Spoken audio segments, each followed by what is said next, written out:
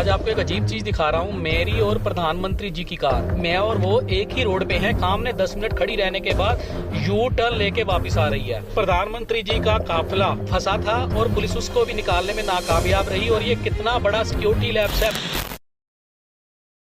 अगर Modi ji Z+ security से 2 second के लिए भी बाहर निकल गए तो क्या होगा, जरा सोचिए। देश का प्रधानमंत्री श्री नरेंद्र मोदी, अगर वो Z+ सिक्योरिटी सिर्फ 2 सेकंड, 30 सेकंड, 20 सेकंड, जितना भी बोल लीजिए, सबसे छोटा वक्फा आप चुन लीजिए, एक बहुत ही कम अंतराल के लिए भी अगर Z+ सिक्योरिटी छोड़कर आगे निकलते हैं तो क्या होगा।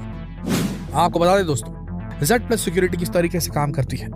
जैसे ही ऐसा होगा, उसके 2 से 5 सेकंड के अंदर हर तरफ वायरलेस मैसेज भेज दिए जाएंगे कि मोदी जी ने सिक्योरिटी कवच छोड़ दिया है। चारों तरफ एकदम खलबली मच जाएगी।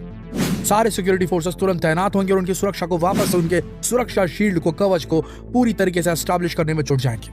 लेकिन सबसे बड़ी बात यह है कि जिस इतने बड़े लोकतांत्रिक देश, दुनिया की सबसे बड़ी डेमोक्रेसी भारत देश के इतने बड़े पद पर आसीन प्रधानमंत्री नरेंद्र मोदी के साथ जो हुआ पंजाब में, वो बेहद आश्चर्यजनक है। क्योंकि जब किसी देश का प्रधानमंत्री किसी जगह पे रैली के लिए जाता है, किसी उद्घाटन के लिए जाता है, कहीं समापन के लिए जाता है, कहीं पर भी किसी भी कार्यक्रम के लिए जाते हैं, वहां पर सादी वर्दी में कब उनके सुरक्षा कर्मी पहुंच जाते हैं, किसी को कानो कान खबर तक नहीं लगती। ऐसी स्थिति में इतनी strong raw research and analysis wing के होने के बावजूद, इतनी बड़ी IB के होने के बावजूद, इतनी बड़ी CBI के होने के बावजूद, इतनी बड़ी SPG सिक्योरिटी सर्विस होने के बावजूद ऐसा हादसा कैसे हो गया पंजाब में।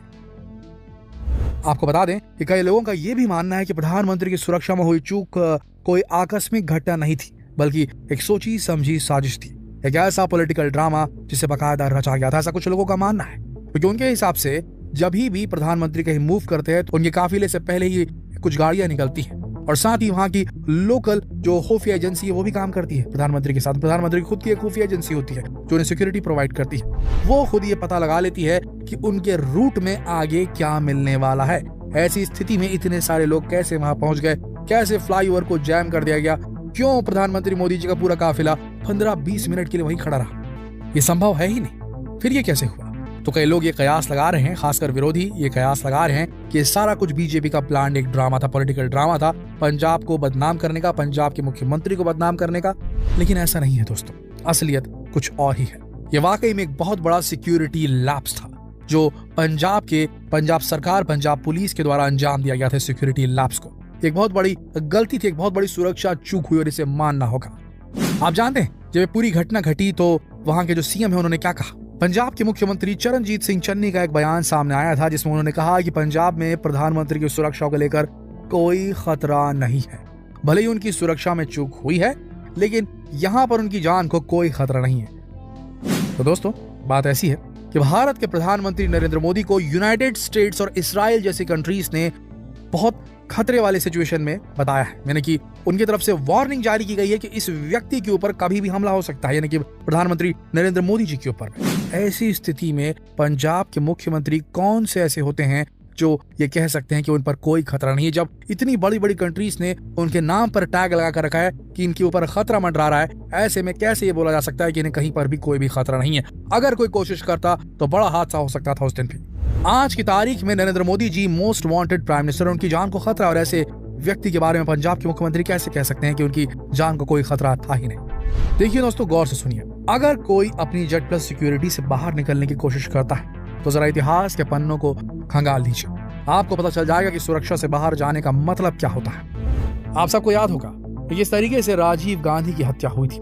उस समय उनकी सिक्योरिटी एडवाइजर मयान कोडू केलाथ नारायणन थे।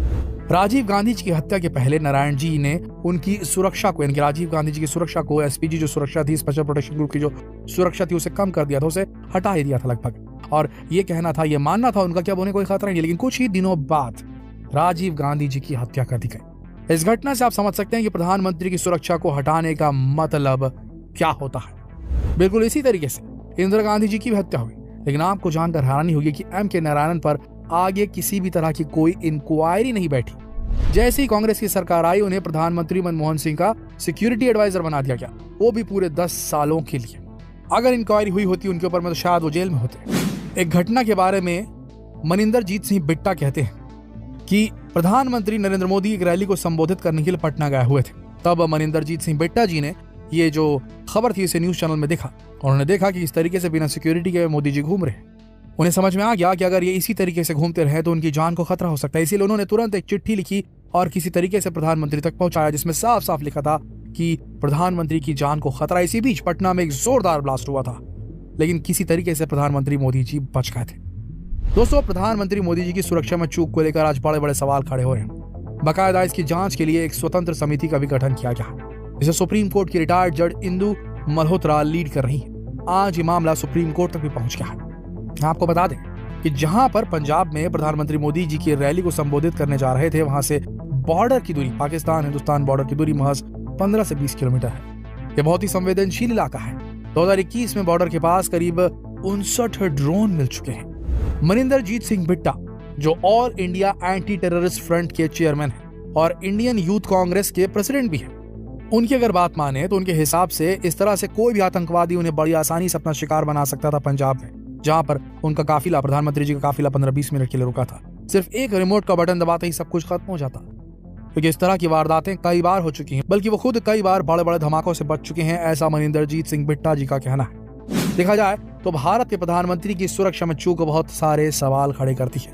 वैसे आपको बता दें कि अब ये मामला सुप्रीम कोर्ट तक पहुंच चुका है, जिसकी सुनवाई भी हो चुकी है। आइए आपको बताते हैं कि इसमें केंद्र सरकार की तरफ से क्या बयान दिया गया। केंद्र सरकार ने अपने बयान में कहा कि पीएम मोदी की सड़क यात्रा की जानकारी चन्नी सरकार को पहले से ही थी। इस मामले में सॉलिसिटर जनरल तुषार मेहता ने प्रधानमंत्री की सुरक्षा को लेकर एसपीजी एक्ट की जानकारी दी थी। साथ ही ब्लू बुक में सुरक्षा को लेकर जो जानकारियां दी गई हैं उन्हें भी साझा किया। उन्होंने कहा, इसमें कोई शक नहीं कि इस पूरे प्रोसेस के पालन में गड़बड़ हुई है। इस पर कोई विवाद नहीं हो सकता। ये तथ्य अस्वीकार नहीं किया जा सकता कि सुरक्षा में चूक और लापरवाही हुई है। ब्लू बुक में साफ है कि सुरक्षा का इंतजाम राज्य पुलिस महानिदेशक की देखरेख में स्थानीय पुलिस करती है, लेकिन उसके बाद भी उनकी सुरक्षा में चूक हुई है। फिलहाल इस पूरी मामले की जांच सुप्रीम कोर्ट की रिटायर्ड न्यायाधीश इंदु मल्होत्रा के द्वारा की जा रही है, जो कि पूरी तरह से एक स्वतंत्र समिति है। देखना यह है कि सुरक्षा में हुई इस चूक का जिम्मेदार कौन है। वैसे दोस्तों, आपको क्या लगता है, क्या प्रधानमंत्री की सुरक्षा में चूक किसी तरह की कोई साजिश है या फिर एक पॉलिटिकल ड्रामा है? क्या है ये? कमेंट करके जरूर बताइएगा। और ये सवाल दूसरों से पूछने के लिए इस वीडियो को शेयर करना ना भूलें, फेसबुक पर, व्हाट्सएप पर, यूट्यूब पर। कल फिर मिलेंगे एक और दिलचस्प वीडियो में। तब तक के लिए आप सबका इस वीडियो के अंत तक बने रहने के लिए दिल से धन्यवाद।